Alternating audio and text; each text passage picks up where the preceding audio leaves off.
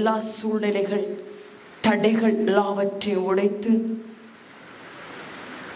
12ஆம் மாத வாக்குத்தத்தத்தை சுதந்திரிக்க ஆண்டவர் நம்மை அழைத்திருக்கிறார். நீங்கள் அழைக்கப்பட்டவர்கள், ஆண்டவரால் சுமந்து கொண்டு வரப்பட்டவர்கள், நீங்கள் பேர் பெற்றவர்கள். ஹல்லேலூயா, ஹல்லேலூயா. தாவீதரசர் ஆண்டவராகிய கடவுளை பார்த்து, கடவுளாகிய ஆண்டவரே, இதுவரைக்கு நீர் என்னை கொண்டு வந்ததுக்கு நான் எம்மாத்திரம். வசனம் வாசிப்போம். 2 சாமுவேல் 7ஆம் அதிகாரம் 18ஆம் வசனம் வாசி. அப்போது தாவீது அரசர் உட்புகுந்து ஆண்டவர் திருமுன் அமர்ந்து, தாவீதரசர் உட்புகுந்து ஆண்டவருடைய திருமுன் அமர்ந்து, ஆண்டவராகிய கடவுளே, ஆண்டவராகிய கடவுளே, இதுவரை நீர் என்னை கொண்டு வந்ததற்கு நான் யார்? இதுவரை நீர் என்னை கொண்டு வந்ததற்கு நான் யார்? ஹல்லேலூயா, ஹல்லேலூயா. அவர் ஆண்டவரோடு கேள்வி கேட்கிறார். ஏனென்றால் என் உறவுகள், என் குடும்பம், என் சகோதரர்கள், தாய் தகப்பன் யாருக்குமே நான் நிகரில்லை. என்னை அவர்கள் ஒரு பொருட்டாய் நினைக்கவில்லை. என்னுடைய வாழ்க்கை குறித்து யாருக்கும் அக்கறை இல்லை. நான் ஒரு ஆடு மேய்க்கிறவனாகத்தான் இருந்தேன். என்னுடைய தாய் தகப்பன் பெற்றெடுத்த பிள்ளைகள் சவுலின் அரசில் முன்னால் நின்று யுத்தம் செய்யக்கூடிய வீர படையாளிகளாய் இருந்தார்கள். அரசாங்க வேலையில் இருந்தார்கள், அரசாங்க அதிகாரிகளாய் இருந்தார்கள். ஆனால் என்னை யாரும் இந்த உலகத்தில் ஒரு பொருட்டாய் நினைக்கவில்லை. ஆனால் நீர் என்னை நினைத்தீரே, நான் எம்மாத்திரம், நான் யார்? ஹல்லேலூயா, ஹல்லேலூயா. ஆண்டவராகிய கடவுள் தாவீதை அதிகமா அன்பு செய்கிறார். தாவீதை அதிகமா அன்பு செய்ததால் தாவீதை மேன்மைப்படுத்துகிறார். எப்படி மேன்மைப்படுத்துகிறார்? நாத்தான் என்ற இறைவாக்கினரை அனுப்பி, என் பிள்ளை தாவீதோடு நீ இதை போய் சொல்ல வேண்டும். எதை போய் சொல்ல வேண்டும்? இதோ அவனையும் அவன் குடும்பத்தையும் நான் உயர்த்த போகிறேன், நான் கனப்படுத்த போகிறேன். அவன் சந்ததி எல்லாம் இந்த பூமியிலே பலுகி பெருக வைக்க போகிறேன். அதை நீ போய் சொல் என்று நாத்தான் இறைவாக்கினரை அனுப்புகிறார். 2 சாமுவேல் 7ஆம் அதிகாரம் 8-9 வாசி. இப்போது நீ போய் நம் ஊழியன் தாவீதை பார்த்து சேனைகளின் ஆண்டவர் சொல்கிறதாவது, நீ ஆடுகளை மேய்த்துக் கொண்டிருக்கையில் நாம் உன்னை அழைத்து நம் மக்கள் இஸ்ராயேலருக்கு தலைவனாய் இருக்க செய்தோம். நீ சென்ற இடங்களிலெல்லாம் நான் உன்னோடு இருந்து உன் எதிரிகளை எல்லாம் உனக்கு முன்னால் அழித்து பூமியில் இருக்கிற பெரியோர்களின் பேருக்கொத்த சிறந்த பேரை உனக்கு தந்தோம். ஹல்லேலூயா, ஹல்லேலூயா. ஆண்டவர் அவனை எங்கிருந்து எடுக்கிறார்? நீ ஆடு மேய்த்துக் கொண்டிருந்தாய். உன் சகோதரர்களால், உன் பெற்றோர்களால், உறவுகளால் கைவிடப்பட்டு கூலி வேலைக்காரனை போல நீ ஆடு மேய்த்துக் கொண்டிருந்தாய். இரவில் பொழிகிற பனிக்கும் பகலில் அடிக்கிற வெயிலுக்கும் தன்னை போர்த்திக் கொள்ள எந்த துணியும் இல்லாதபடி, எந்த கூடாரம் இல்லாதபடி ஆடுகளோடு ஒரு ஆட்டிடையனாய் இருந்தார். அந்த ஆட்டிடையனை அவர் அழைக்கிறார். அழைத்து இஸ்ராயேலை ஆளுகை செய்ய ஒரு அரசனாக நியமிக்கிறார். ஹல்லேலூயா, ஹல்லேலூயா. இந்த விந்தை உங்களுக்கு கடவுள் செய்து காட்டுவார். நீங்கள் இப்போது எந்த இடத்தில் இருந்து கொண்டிருக்கிறீர்கள்? அடித்தட்டில், எல்லாரால் கைவிடப்பட்ட நிலையில், உங்கள் சொந்தங்கள் உறவுகள் எல்லாம் உங்களை அறியேன் என்று சொல்லக்கூடிய நிலையில், உங்கள் சகோதரர்களுக்கு உங்களை கண்டால் பிடிக்காத அந்த நிலையில், தாவீதை போல ஒதுக்கமான ஒரு இடத்தில் நீங்கள் பதுங்கி இருந்து கொண்டிருக்கிறீர்களா? ஆண்டவர் உங்களுக்கு சொல்லுகிறார், உங்களை நான் மேன்மைப்படுத்த போகிறேன். இந்த 12ஆம் மாதத்திலே உங்களை நான் உயர்த்த போகிறேன். தாவீதை உயர்த்தி ஆண்டவர் இந்த 12ஆம் மாதத்தில் நம்மை உயர்த்த போகிறார். ஹல்லேலூயா. நமக்கு சத்துருக்கள் இந்த உலகத்தில் உண்டு. தாவீதுக்கும் சத்துருக்கள் இருந்தது, ஊழியத்திலும் சத்துருக்கள் இருக்கிறது, விசுவாச வாழ்க்கையில் சத்துருக்கள் இருக்கிறது. வேதம் சொல்லுகிறது, நான் உன்னை இஸ்ரவேலின் மக்களுக்கு தலைவனாய் நியமித்த நாளில் இருந்து உனக்கு எதிராக எழுப்பின எல்லா சத்துருக்களை நாமே வெட்டினோம். ஹல்லேலூயா. உன்னோடு நாம் இருந்தோம். ஹல்லேலூயா. இந்த நாளில் ஆண்டவராகிய கடவுள் நம்மோடு இருக்கிறார். நம்முடைய சத்துருக்கள் யார் என்று அவருடைய பார்வையில் இருக்கிறது. உன்னை அறியாமலே நம் சத்துருக்களை அவர் நம் முன்னின்று வெட்டுவார். ஹல்லேலூயா. அது உனக்கு தெரியாமலே அது நடக்கும். ஹல்லேலூயா. உனக்கு சத்துருக்கள் யார்? உன்னை எந்நேரம் பகைத்துக் கொண்டிருக்கக்கூடியவர்கள் உன் சத்துருக்கள். உன்னுடைய வளர்ச்சியை கண்டு பொறாமைப்படக்கூடியவர்கள் சத்துருக்கள். நீ ஆண்டவரோடு இருக்கிறதால் நீ மேன்மையாய் உயர்த்தப்பட்டு அழகுள்ளவர் ஐஸ்வர்யமாய் இருக்கிறீர்கள். இதை காண்கிற சத்துருக்கள் இருக்கிறார்கள், எதிரிகள் இருக்கிறார்கள். எல்லாரையும் நாம் வெட்ட போகிறோம். ஹல்லேலூயா. ஹல்லேலூயா. நாம் உன்னோடு இருந்து, அவர் என்ன சொல்லுகிறார்? உன்னோடு இருந்து, உங்களோடு இருந்து உங்கள் சத்துருக்களை வெட்டுவோம். ஹல்லேலூயா. ஹல்லேலூயா. உனக்கு முன்பாக அழிந்து, உனக்கு முன்பாகவே எல்லா சத்துருக்களை அழித்து, பூமியில் இருக்கிற பெரியோர்களுக்கு முன்னால் நான் உன்னை மேன்மைப்படுத்துவேன். ஹல்லேலூயா. பெரியோருக்கொத்த மகிமையான பேரை உனக்கு கொடுப்பேன். ஹல்லேலூயா. இதை நீ என்னுடைய பிள்ளை தாவீதுக்கு போய் சொல். உங்களுக்கு ஒரு தூதனை அனுப்புவார், உங்களுக்கு ஒரு இறைவாக்கினரை அனுப்புவார், உங்களுக்கு ஒரு இறைவாக்கினன் என்று இறைவாக்கு சொல்லுவார்கள். அந்த இறைவார்த்தை கேட்கும் போது நீங்கள் என்ன செய்ய வேண்டும்? அவருடைய பாதத்தில் சாஷ்டாங்க விழுந்து நீங்கள் ஏற்றுக்கொள்ள வேண்டும். இந்த இறைவார்த்தைக்கு, இந்த இறைவாக்குக்கும் நான் எம்மாத்திரம், நான் யார்? நீங்க இப்படியெல்லாம் என்னை மேன்மைப்படுத்த நினைக்கிறீரே, நான் எம்மாத்திரம்? அந்த இறைவார்த்தைக்கு நீங்கள் சாஷ்டாங்கம் பண்ணி கடவுளுக்கு நன்றி சொல்ல வேண்டும், ஜெபிக்க வேண்டும், விசுவசிக்க வேண்டும். அந்த இறைவார்த்தை உங்கள் வாழ்க்கையில் நடக்கும், நிறைவேறும். ஹல்லேலூயா. இதுல 16ஆம் வசனவாசி 7ஆம் அதிகாரம்.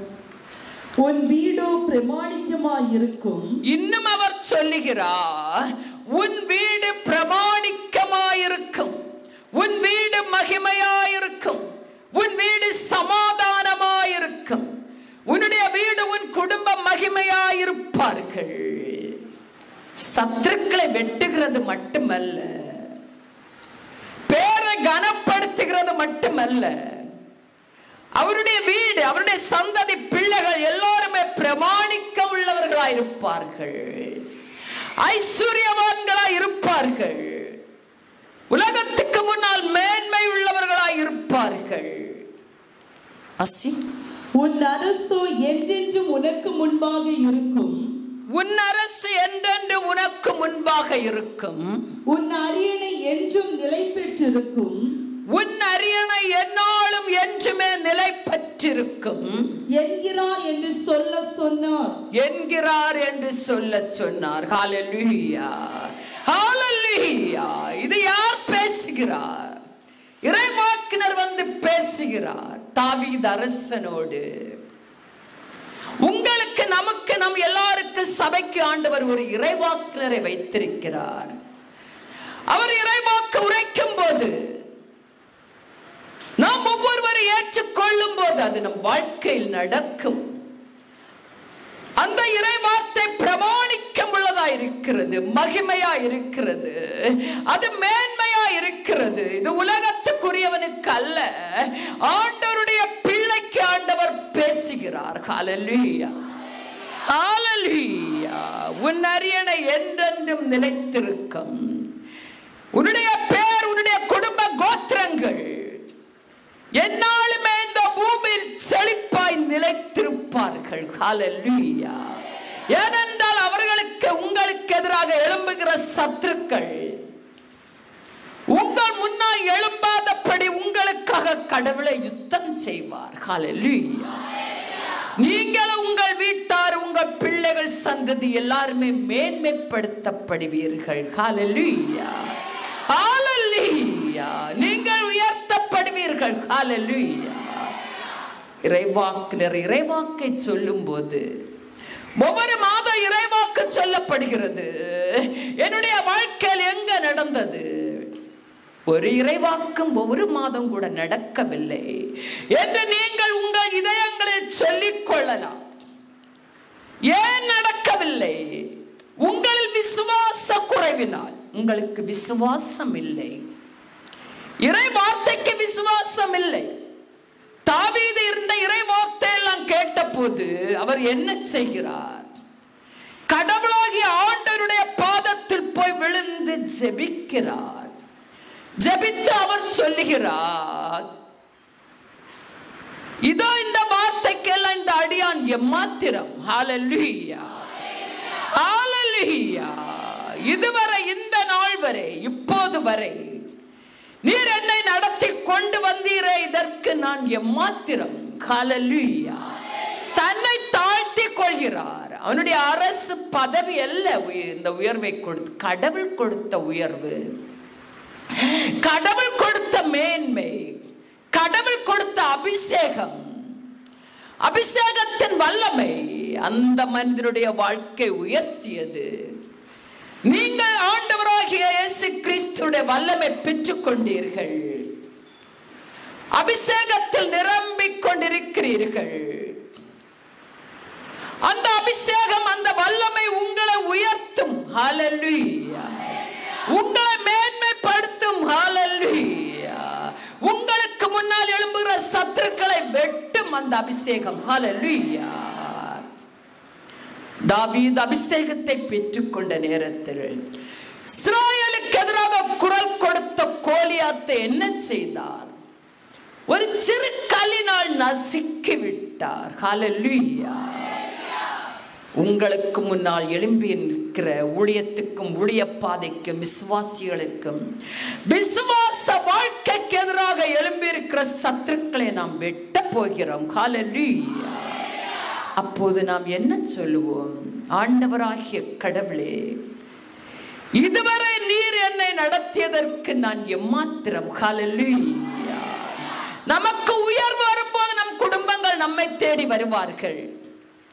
நாம் ஒரு ஆட்டிடையனை போல ஒரு குப்பையில், ஒரு தூசியில், ஒரு அடிமட்டத்தில் இருக்கும் போது யாரும் நம்மை கண்டுக்க மாட்டார்கள். நம்மை உறவுகளுக்கு அது உறவினர் என்றே தெரியாமல் போகிறது. நம்முடைய மேன்மையும் நமக்கு உயர்வும் கடவுளால் வரும்போது அவர்கள் வெட்கமடைவார்கள். அப்படித்தான் தாவீதுக்கு நடந்தது. தன்னுடைய 7 சகோதரர்கள் சவுலின் படையில் தளபதியா முக்கியமானவர்களாக இருந்தார்கள். தன்னுடைய சகோதரன் சிறுவன், அந்த வாலிபன், சின்ன பையன், அவனுக்கு வாழ்க்கையில் ஏதாவது கற்றுக் கொடுத்தால் தான் அவன் வாழ்க்கையில் முன்னேறுவான். ஏதாவது அறிவுகள் படிப்புகள் சொல்லி கொடுத்தால் தான் அந்த குழந்தை முன்னேறும். அப்படி யாரும் நினைக்கவில்லை. உங்களுடைய வாழ்க்கையில் வாலிபர்களே, சிறுவர்களே, பெரியோர்களே, ஆண்களே, பெண்களே, இந்த உலகத்தில் உங்கள் உறவுகள் ஐஸ்வர்யவான்களாய் இருக்கிறார்கள். உங்களை குறித்து உங்களை உயர்த்தி விட வேண்டும், உங்களை மேன்மையாக்க வேண்டும், உங்களுக்கு நல்ல கல்வி அறிவுகளை கொடுக்க வேண்டும் என்று உங்களோடு இருக்கக்கூடிய சகோதரர்களோ பெற்றோர்களோ நினைக்கவில்லை. நீ ஆண்டவருடைய பாதத்தில் அடித்தட்டில் இருந்து கொண்டிருக்கிறாயோ, உனக்கு ஒரு இறைவாக்கு உரைக்கப்படுகிறது. ஆண்டவராகிய கடவுள் உன்னை உயர்த்த போகிறார். ஹல்லேலூயா. நீ மேன்மையாக்கப்படுவாய். ஹல்லேலூயா. தாவீதுக்கு என்ன நடந்தது அது உனக்கு நடக்கும். ஹல்லேலூயா. யுத்தத்தில் எல்லாம் வெற்றியை கண்ட தாவீதை போல நீங்கள் எல்லாவற்றிலும் இந்த உலகத்தில் உங்களோடு போராடுகிற அந்தகாரத்தின் வல்லமையோடு நீங்கள் வெற்றியை காண்பீர்கள். ஹல்லேலூயா. தாவீது ஆண்டவராய் பார்த்து கூறுகிறார், இப்படியெல்லாம் இந்த மனிதனை அன்பு செய்கிறீரே, நீங்கள் ஒரு வார்த்தை சொல்ல எல்லாம் ஆகும். இந்த உலகத்தில் எல்லாம் ஆகும். அழகான வானத்தை விரித்து அழகுள்ள நட்சத்திரங்களும் நிலாவும் சூரியனும் இயற்கையும் பூமி அங்கும் இயற்கையின் அழகு, இவை எல்லாவற்றை நீர் ஒரு வார்த்தையினால் உண்டாக்கினீர். ஆனால் மனுஷனை நினைக்க எம்மாத்திரம். அது வசனம் வாசிப்போம். சங்கீதம் 8ஆம் அதிகாரம் 3ஆம் வசனம் வாசி. உம்முடைய வானங்களையும் உம் படைப்புகளையும் நீர் அமைத்த நிலவை விண்மீன்களை காணும்போது, ஹல்லேலூயா, ஹல்லேலூயா. ஏனென்றால் மனிதன் கடவுளால் படைக்கப்பட்ட எல்லா படைப்புகளை விட கேடுள்ளவன். அவன் கெட்டவன், அவன் முரட்டு குணம் உள்ளவன், அவன் அகங்காரம் உள்ளவன், எந்நேரம் கடவுளை எதிர்க்கக்கூடியவன். இந்த படைப்பையெல்லாம் பார்க்கும்போது அழகுள்ளதா இருக்கிறது. இவை எல்லாவற்றை நீர் விட்டு விட்டு இந்த மனிதர்களை ஒரு மேன்மையாய் கருதுகிறீரே. இந்த மனிதர்கள் எம்மாத்திரம்? அவர்கள் யார்? இந்த அழகான இந்த உலகத்தில் இருக்கிற படைப்புகளுக்கெல்லாம் மனிதனை மேன்மை என்று காண்கிறீரே. வானதூதர்கள் சற்று உயர்ந்தவனாக நீங்க கருதுகிறீர். இந்த மனிதன் எம்மாத்திரம்? இந்த மனிதனை அன்பு செய்கிறீர். இந்த மனிதன் இந்த உலகத்தின் அழிவிலிருந்து பாவத்திலிருந்து மீட்க நீங்க மனிதனாய் இறங்கி வந்தீர். இந்த மனுக்குலத்திற்காக சிலுவையை கையில் எடுத்தீர். முரட்டு குணமுள்ள இந்த மனிதர்களை மனமாற்ற தன் ஜீவனை கொடுத்தீர். இந்த மனிதர்கள் யார் என்று தாவீது கேட்கிறார். எல்லா இயற்கை அழகுகளை எல்லாம் பார்க்கும்போது இந்த கேடுள்ள கெட்ட மனிதர்கள் யார் என்று அவர் கேட்கிறார். இப்படி என்னை அன்பு செய்கிறீரே, இப்படி என்னை ஆட்கொள்கிறீரே என்று அவர் கடவுளை நோக்கி கேட்கிறார். அடுத்த வசனம் 4 வாசி. மனிதனை நீர் ஒரு பொருட்டாக நினைக்க அவன் யார்? ஒரு பொருட்டாக நினைக்க அவன் யார்? அவனை பற்றி அக்கறை கொள்ள அவன் யார் என்று சொல்ல தோன்றுகிறது. அவனை பற்றி அக்கறை கொள்ள அவன் யார் என்று எனக்கு சொல்ல தோன்றுகிறது. ஹல்லேலூயா. ஏனென்றால் மனிதன் மேல் அவர் ஏன் அக்கறையாயிருக்கிறார்? ஏன் அந்த மனிதனை ஒரு பொருட்டாய் நினைத்து அக்கறையோடு இருக்கிறார்? அவருடைய சாயலில் அவனை உருவாக்கினார். அவருடைய ஜீவ சுவாசத்தை அந்த மனிதனுக்கு கொடுத்தார். அந்த சாயலும் அந்த ஜீவ சுவாசம் அந்த மனிதன் மேல் அவர் அக்கறையோடு இருக்கிறார். ஹல்லேலூயா.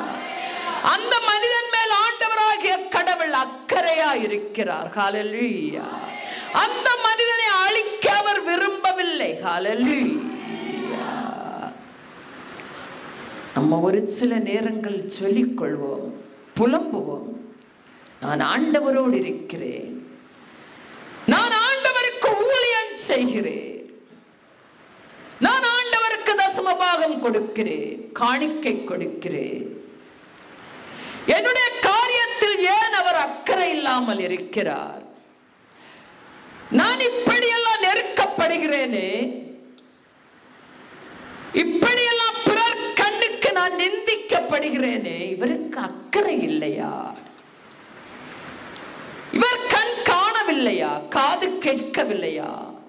என்னுடைய சத்தம் புலம்பல் அங்கு எட்டவில்லையா என்று நாம் புலம்புகிறோம். நீ செய்த குற்றங்களும் நீ செய்யக்கூடிய பாவத்தை மறைத்து கடவுளோடு பழியை போடுகிறோம். கடவுள் எந்நேரமும் நம்மேல் அக்கறை உள்ளவராகத்தான் இருக்கிறார். நம்ம கேடுள்ள மனிதர்கள், கெட்ட சுபாவம் உள்ள மனிதர்கள் இருந்தாலே சுபாவத்தை மாற்றிக்கொள்ளக்கூடியவர்கள்.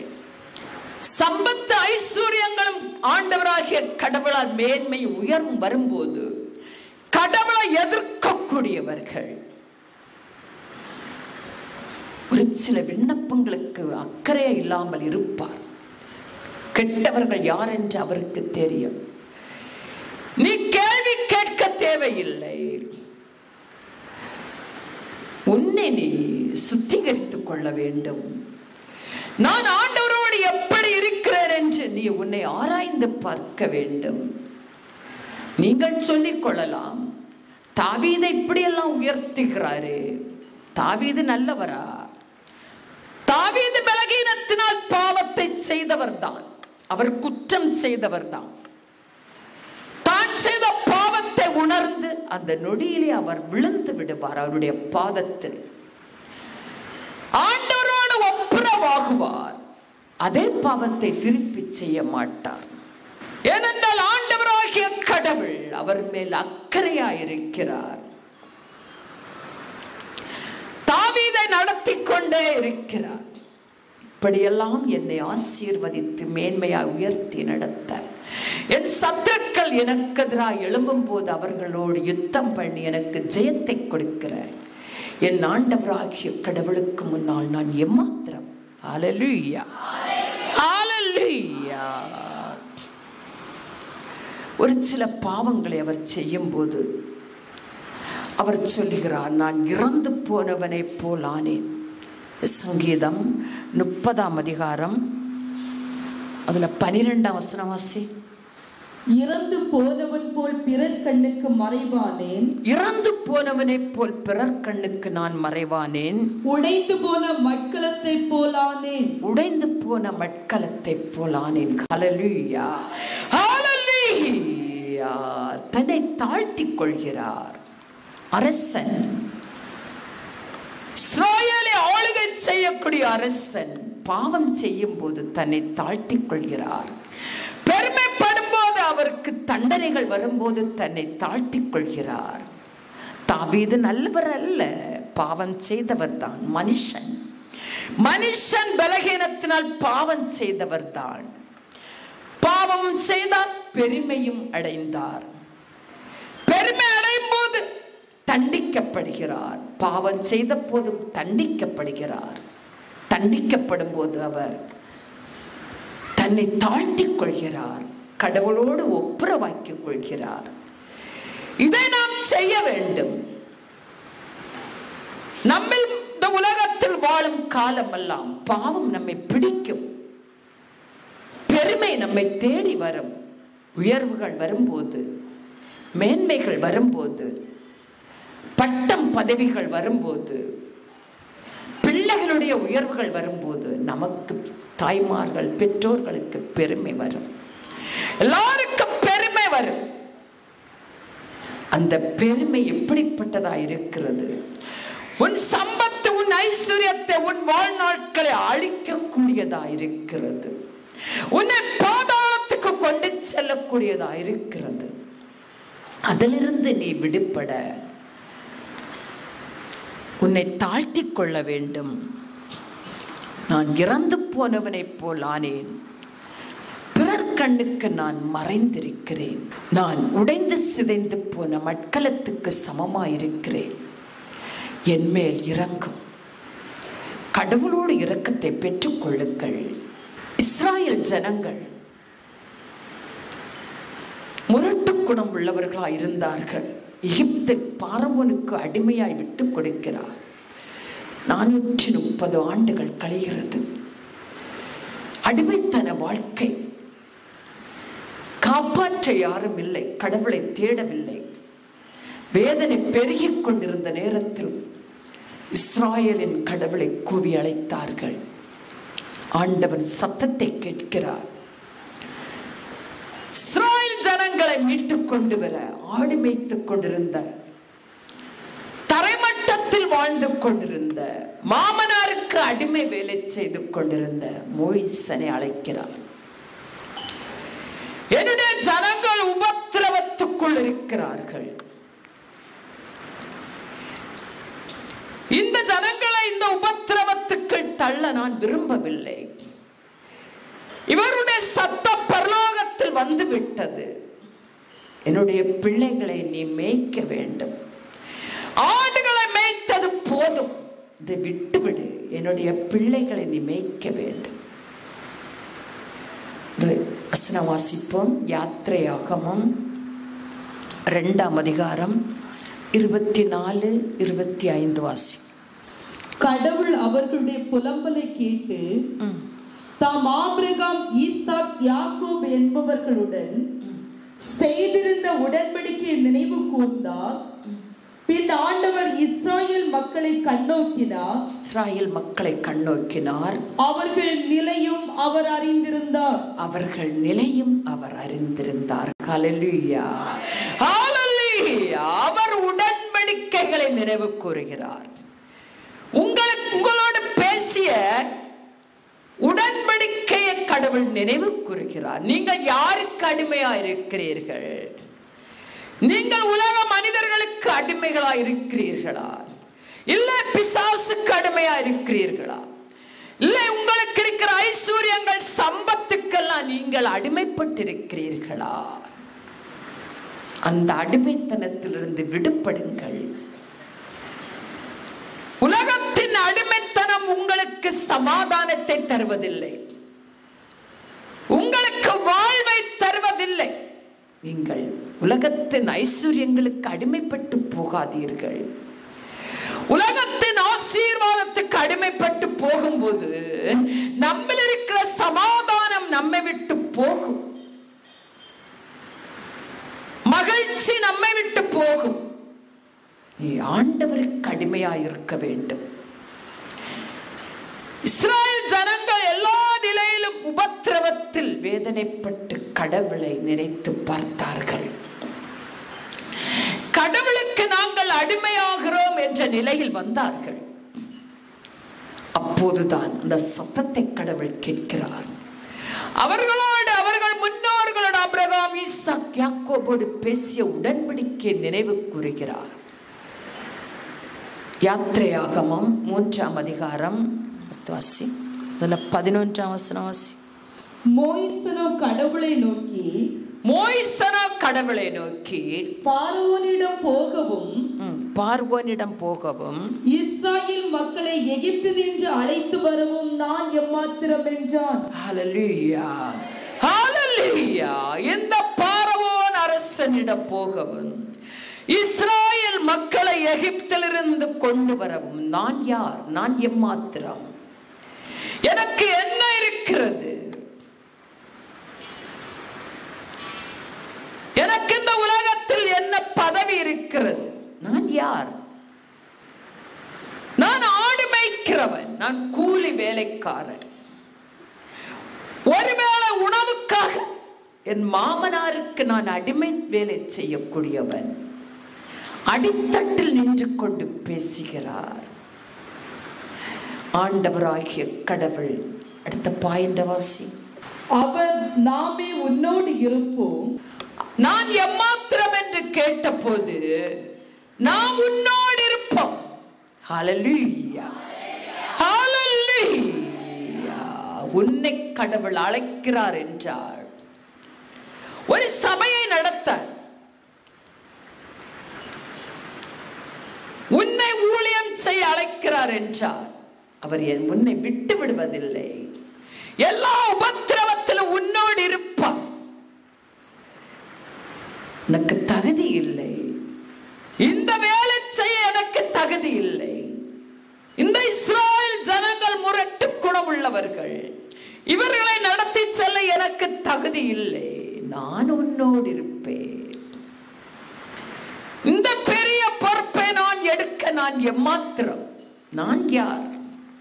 நான் உன்னோடு இருப்பேன், நான் உன்னோடு இருந்து உன்னை நடத்துவேன். ஹல்லேலூயா. நான் உன்னை மேன்மையாக்குவேன். ஹல்லேலூயா. பாரவான் மத்தியிலே நான் உன்னை கனப்படுத்துவேன். ஹல்லேலூயா. நம்முடைய வாழ்க்கையில் இது நடக்கும். ஹல்லேலூயா. நம் சத்துருக்கள் முன்னே ஆண்டவர் நம்மை உயர்த்துவார். ஹல்லேலூயா. நம்மை அவர் நடத்த நாம் அவருக்கு விட்டு கொடுக்க வேண்டும். ஹல்லேலூயா. ஏனென்றால் மனிதர்கள் மேல் அவர் அன்பு ஆர்வமாயிருக்கிறார். ஹல்லேலூயா. அவர் இந்த உலகத்தை படைத்து எல்லாவற்றையும் அழகென கண்டார். அவற்றை விட அழகென கண்ட இயற்கை படைப்புகள் எல்லாவற்றையும் விட மனிதனை அவர் மேன்மை என்று கண்டார். ஹல்லேலூயா. அவனை அவர் படைத்த எல்லா படைப்புகளுக்கு மேலாக மனிதனை கனப்படுத்த மனிதன் யார் என்று தாவீது கேட்கிறார். மனிதன் யார்? அவருடைய சாயலில், அவருடைய ரூபத்தில், அவரால் உண்டாக்கப்பட்ட, அவருடைய மூச்சு சுவாசத்தை கொடுத்து வாழ வைக்கிற கடவுள் மனிதனை அறியேன் என்று சொல்ல மாட்டார். இன்று நீங்கள் அவருடைய அபிஷேகத்தை பெற்று வல்லமை பெற்று அவருடைய சபையில் இடைவிடாமல் ஜெபித்துக் கொண்டிருக்கிறீர்கள், இடைவிடாமல் அவரை தரிசித்துக் கொண்டே இருக்கிறீர்கள், இடைவிடாமல் அவருடைய வாக்குத்தத்தங்கள் உங்களுக்கு வழங்கப்படுகிறது. இறைவாக்கு மூலம் நமக்கு இறைவாக்கு உரைக்கப்படுகிறது. நாம் அதுக்கு சுதந்திரவாளியாக இருக்கிறோம், நாம் அதுக்கு உரிமையாளர்களாக இருக்கிறோம். நாம் இன்னும் இன்னும் தகுதி அடைய வேண்டும். தாவீதை போல நாம் தகுதி அடைய வேண்டும். இப்படியெல்லாம் நீர் எனக்கு பேசுகிறீரே, நான் எம்மாத்திரம், நான் யார்? இப்படியெல்லாம் பெரிய பெரிய ஊழியத்தை தருகிறீரே, நான் எம்மாத்திரம். ஹல்லேலூயா. எனக்கு பேச்சு திறன் இல்லை, நான் திக்குவாய், நான் எம்மாத்திரம் என்று நீ சொல்லாதே. உன் நாவோடு நான் இருப்பேன். ஹல்லேலூயா. உன் சபையோடு நான் இருப்பேன். ஹல்லேலூயா. உன் குரலாய் சத்தமாய் நான் இருப்பேன். ஹல்லேலூயா.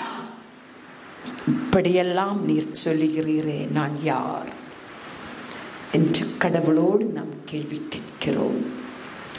மேன்மையும் உயர்வையும் மகிமையும் மாட்சிமை கொடுக்கக்கூடிய கடவுள் மனுஷனுக்கு எல்லாவற்றை ஆசீர் ஐஸ்வர்யங்களை வைத்திருக்கிறார். எடுத்துக்கொள்ள தெரியவில்லை. இந்த ஆசீர் மகிமை எடுத்துக்கொள்ள மனிதனுக்கு தெரியவில்லை. மனிதனுக்கு என்ன தெரிகிறது? உலகமும் உலக சிற்றின்பமும் உலக பாவமும் உலகத்தின் ஐஸ்வர்யமும் ஆசீர் மனிதனுடைய கண்கள் இருக்கிறது. உனக்கு பரலோகத்தில் ஒரு மேன்மை இருக்கிறது, ஒரு உயர்வு இருக்கிறது. நமக்கு தெரியவில்லை தேவ பிள்ளைகளே. இப்படியெல்லாம் அவருடைய சபையில் அவர் இறங்கி இருக்கக்கூடிய திருக்கோயிலில், திருத்தலத்தில் அவர் நம்மை கொண்டு வருகிறாரே. அநேகர் வாஞ்சித்து வர முடியாமல் கட்டப்பட்டிருக்கிறார்கள். உங்களை கொண்டு வந்தாரே. நீங்கள் சொல்ல வேண்டும், நான் எம்மாத்திரம், நான் யார்? ஆண்டவரே, நீங்கள் வந்து இறங்கி இருக்கக்கூடிய இந்த ஆலயத்தில் நான் இருக்க நான் எம்மாத்திரம். எனக்கு இந்த இடத்தில் உட்கார ஒரு பகுதியை தந்தீரே, நான் யார்? நீங்கள் தங்களை தாழ்த்தி கொண்டு கடவுளை மகிமைப்படுத்த வேண்டும். நீங்கள் ஆசீர்வதிக்கப்படுவீர்கள், உயர்த்த உயர்த்தப்படுவீர்கள். வாக்குத்தத்தங்கள் எல்லாம் உங்கள் வாழ்க்கையில் நிறைவேறும். நிறைவேறும் போது ஆண்டவர் யார் என்று நீங்கள் கேள்வி கேட்காதீர்கள். ஆசீர் மேன்மை உயர்வு வரும்போது கடவுளா என்னை ஆசீர்வதித்தார், என்னுடைய உழைப்பு, என்னுடைய பலன், என்னுடைய படிப்பு, என்னுடைய திறமை என்று நீ உன்னை உயர்த்தாதே, உன்னை தாழ்த்தி கடவுளை உயர்த்துவாயாக. ஹல்லேலூயா, ஹல்லேலூயா என்கிறார் ஆண்டவர். ஆமென். ஆமே. நன்றி, நன்றி. எல்லா மக்களை ஆசீர்வதிங்க. எல்லார் மேல் வல்லமை போடுங்க. எல்லார் மேல் அக்கினியை போடுங்க. ஆமே. வல்லமே, வல்லமே, வல்லமே, உன்னதத்தை வல்லமே, உன்னதத்தை வல்லமே, உன்னதத்தை வல்லமே, உச்சிடு வல்லமே, நிரப்பிடு வல்லமே. ஆமே. நன்றி.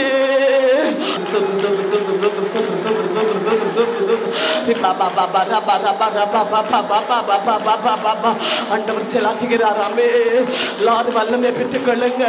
அபிஷேகம், அபிஷேகம், அபிஷேகம், வல்லமே, வல்லமே, வல்லமே, வல்லமே, அபிஷேகம், வல்லமே, அபிஷேகம், வல்லமே.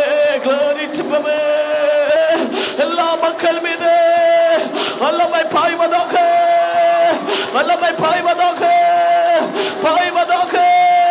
வாழ்க்கையில் போராடி கொண்டிருக்கிற தோல்வியின் ஆவிக, தோல்வியின் ஆவிக, ராசாளிவின் ஆவிக, கடன் தொல்லைக, கடன் நெருக்கடிக, கடன் அழுத்தங்க எல்லாம் உடையட்டும், எல்லாம் உடையட்டும். வல்லமை பெற்றுக்கொள்ளுங்க. அபிஷேகம். ஏழை எளிய மக்கள் ஆலயத்தில் கதறிக்கொண்டிருக்கிறார்கள். ஆதரவற்றவர்கள், அனாதைகள், விதவைகள், நெருக்கப்படுகிறவர்கள், அச்சத்தில் இருக்கிற மக்கள் பதறிக்கொண்டிருக்கிறார்கள். ஆமே. நன்றி.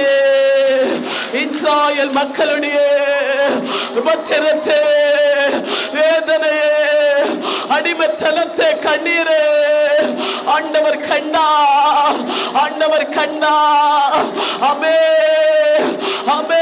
விடுவிக்க இறைவாக்குனரை ஆண்டவர் எழுப்பினா.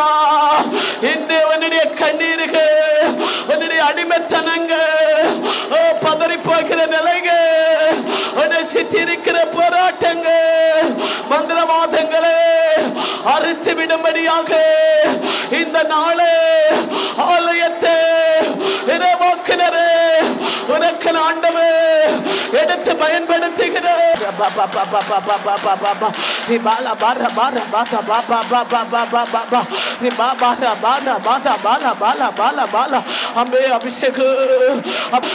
விண்ணப்பங்களுக்காக ஜெபிப்போம். அற்புதத்தின் வல்லமே அபியானவே உலாவிக் கொண்டிருக்கிறார், உலாவிக் கொண்டிருக்கிறார். அவே எல்லா மக்கள் மேலே அற்புதம் வெளிப்படட்டும், எல்லா மக்கள் மேலே அற்புதம் வெளிப்படட்டும், எல்லா மக்கள் மேலே அடையாளங்கள் உண்டாகட்டும், அற்புதங்கள் வெளிப்படட்டும். வேண்டிக் கொள்கிறேன். விண்ணப்பங்களுக்கு மனம் வரட்டும். அவே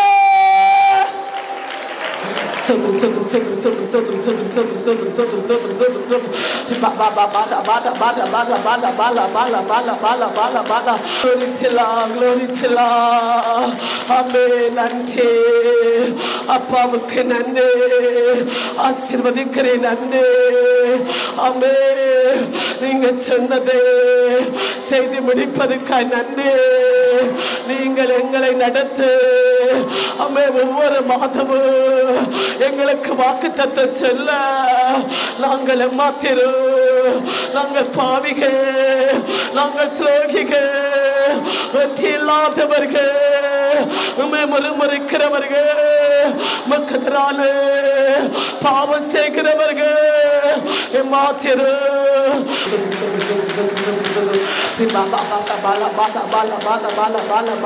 நிறுத்தம் செய்யும் விடுவிக்கிற நிறுத்தம் எல்லா யாதி தொல்லையிலிருந்து விடுதலை கொடுக்கிற நிறுத்தம் எல்லா மக்கள் மேலே ஊற்றப்படுவதற்காக நன்றி, ஊற்றப்படுவதற்காக நன்றி.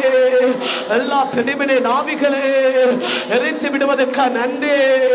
ஆதரவற்றவர்கள், அநாத விதவைகள், கைவிடப்பட்டவர்கள், தனவான்கள், ஞானிகள், அறிவுடையவர்கள் எல்லாரும் ஆசீர்வதிக்கப்படுவதற்காக நன்றி. அமே அமே.